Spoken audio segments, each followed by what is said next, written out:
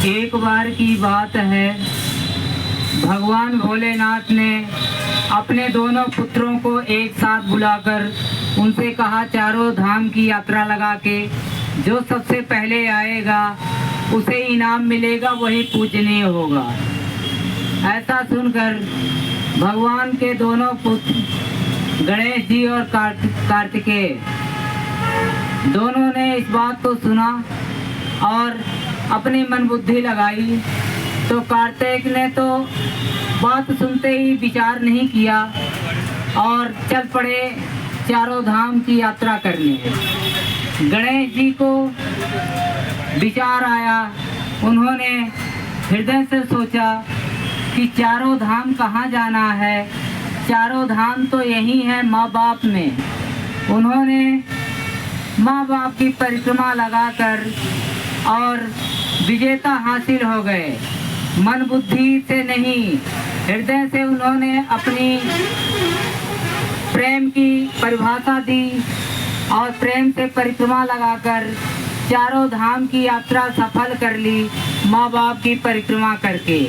जब से गणेश जी को सबसे पूजनीय माना जाता है, सबसे पूजनीय है, सबसे आगे वंदनीय है, तो यह सेवा और ज्ञान का महत्व है। इसीलिए गणेश जी को बुद्धि राशि भी कहा गया है और सेवा सत्संग में सबसे आगे, सबसे पूजनीय माना गया है। तो ऐसी ही मन बुद्धि सबकी होनी चाहिए। सबको अपने माँ बाप के, अपने गुरु के आचरण में और उनकी आज्ञा में रहना चाहिए। जब ये संसार सही दृष्टि से चलता है। संसार में सुख शांति पाने के लिए सेवा सत्संग तो जरूरी है ही। ये जरूरी है क्यों? इससे मन के विकार, मन के अहंकार दूर हो जाते हैं। फिर जो आनंद आता है सेवा का, वो प्रेम में बदल जाता है। जब प्रेम में बदल जाता है तो जीवन सुखमय और शांतिमय होने लगता है। सेवा सत्संग भजन का यही फायदा है। और सेवा क्या?